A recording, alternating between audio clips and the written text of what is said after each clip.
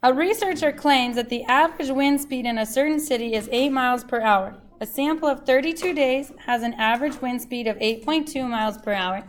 The standard deviation of the population is 0.6 miles per hour.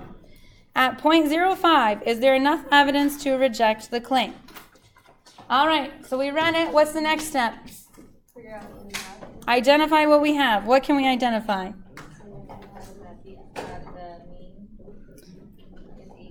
Which mean? Oh, the what do you call it? Mu. The x bar is 8.2. All right, x bar. Mu is 8. All right. What else can we identify? Sigma is 0.6. N is 32. And our alpha is 0.05. All right, so now that we've identified what we have, we want to kind of build those hypotheses to see what we're going from. So what's my null hypothesis? Mu equals 8. What's in there that kind of tells me what should be in the alternative? The researcher claims that the average wind speed in a certain city is 8 miles an hour. So they're claiming that it's equal, so our alternative has to be not equal. Because we don't know whether it's less or more, we just know that it's not equal to. Where's the claim? The null hypothesis. Because she's claiming that it is 8 miles an hour. See, I told you yesterday that we would get to the claim being somewhere else. We just didn't have it yesterday. All right. So then we get to decide, are we using technology? Are we using the formulas? Whatever we happen to be doing. Let's make sure that we know what we're looking at. So we'd have our bell curve. And since it's a not equals to, we're going to be in between two z's. A positive and negative. And if we fall in the tails, we're going to reject. If we fall on the inside, we're going to fail to reject. How do we want to do it? Both. All right. So, if I'm going to collect this by hand, I'm going to say my z, which remember is my test statistic. I just put TS. Equals x bar, so 8.2 minus 8, divided by my 0.6. And let's see what that gives us.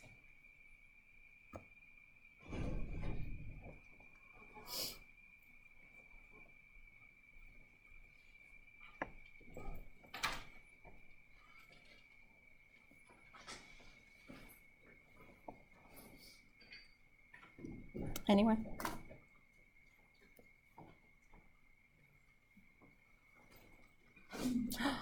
Am I done? What? Not squared. Square root of 32. You got to divide by the square root of n. Because we have an x bar and a mu. So whenever you have two means, you have to adjust that standard deviation.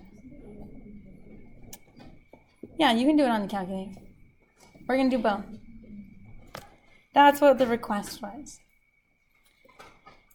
All right, when we work it out, what are we going to get?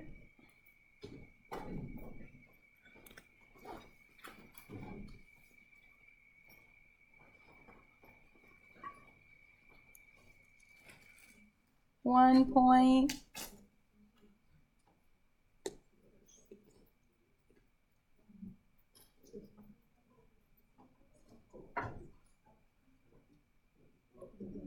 It didn't work? Huh? 886? All right. Now I'm going to have to round that to 2 decimals because your Z chart only gives you 2 decimals. So 1.89. Then if that's my Z score, and we know we're going to be in between the negative 1.89 and the positive 1.89, we could say, okay, we're going to use the critical values because then I don't have to worry about finding the p-value. How do we find critical values?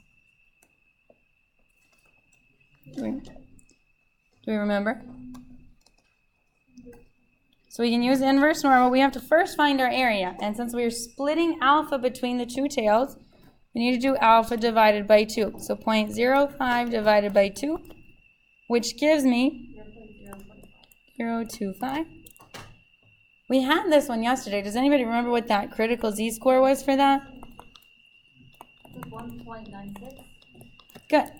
So 1.96 is my cutoff. If I put 1.96 on my picture, well, it's larger than 1.98. So we'll be somewhere up there. And if I move it onto this side for the negative version, no, not for the critical value.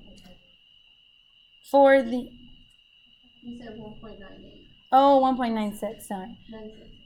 For the critical value. I think I might have just said the wrong number. So do we fall on which side of our critical value? We're all inside. So if we fall inside, what do? You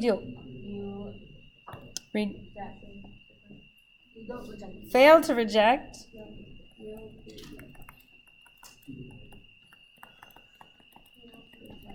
The null.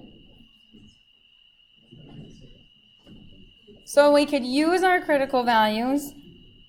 We could also take our value of 1.89 to the z table and get a p-value for it. So let's go see what we're going to get if we go to a z table. If you have one handy, take a look at it. I'll open up one.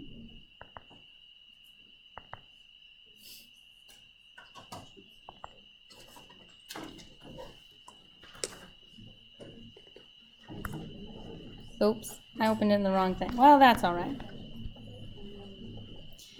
So we have a positive 1.89. So I'm going to go all the way across. And that tells me that I've got 0.9706. Do you really think that that is my p-value, though? What area is that giving me? The area to the left of my 1.896. So this value gave me 0.9706 and everything below that. So if I want to know how much area is in the tail above that, what am I going to do? 1 minus. 1 minus it. And we're going to get 0.294. Anybody want to confirm that? All right.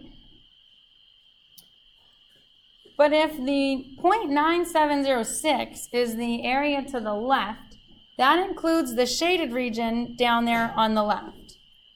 So that 0.0294 is only the area to the right in that one shaded region. So how can I make sure I account for both shaded regions? The area is the same. So if I want the total p-value for this, we could say we have 2 of the one tail. So 2 times our 0.0294. And what is that going to give me?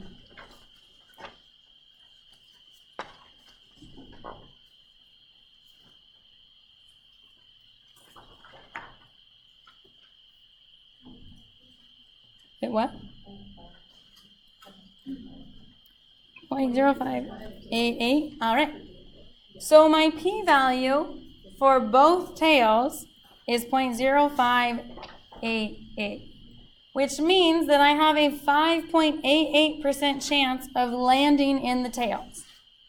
So my event doesn't happen too often, but what do I compare that p-value to? If I want to know whether I should reject or fail to reject, I compare it to alpha. My alpha is the 0.05. Am I less than or greater than it? Greater. When you're greater, what did we do? Fail to reject. So just like normal, your p-value method should line up with the critical value method. Either way you want to do it is fine. You can just kind of pick which is your favorite and use that. Questions on the by hand methods? Yes.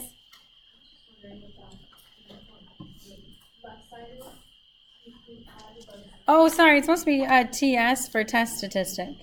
It's my test statistic that goes along with this particular test.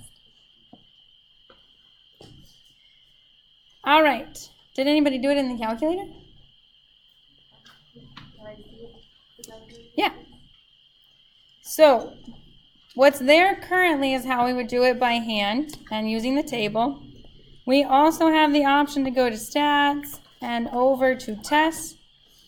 We are running a z-test. We don't have a list of numbers, so we need to make sure we select statistics. We have the summarized data. We had a mean of 8, a standard deviation of 0.6. X bar was 8.2, and our sample size was 32. And we want to run a not equals to test. Does everyone remember how to find that? All right. And then I just want to calculate. So if we round, we're going to get the same z-test statistic. And our p-value, if we round to 3 decimals, would be the same as well. They're going to be a little different because the calculator can be more exact than our table. But they're pretty similar. So I'm going to put in red for the calculator. We got a z that was 1.89, but our p-value was 0.059. So it's slightly different, but it's all right.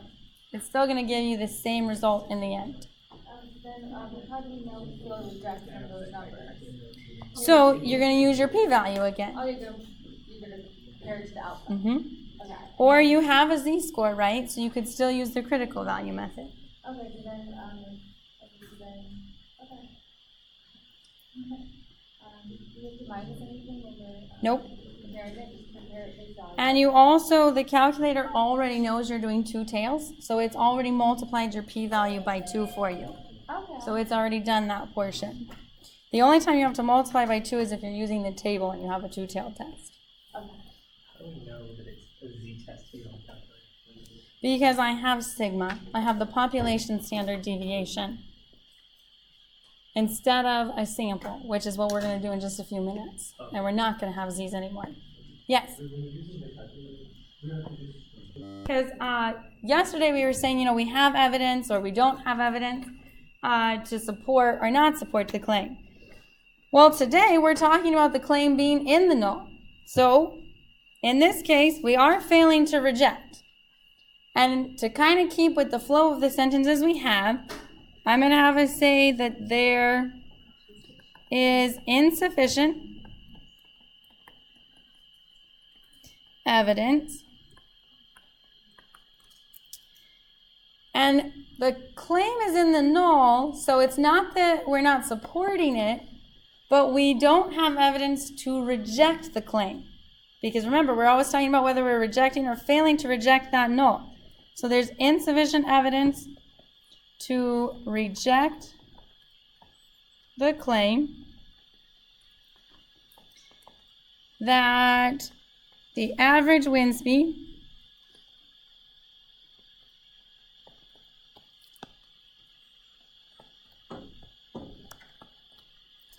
is 8 miles per hour.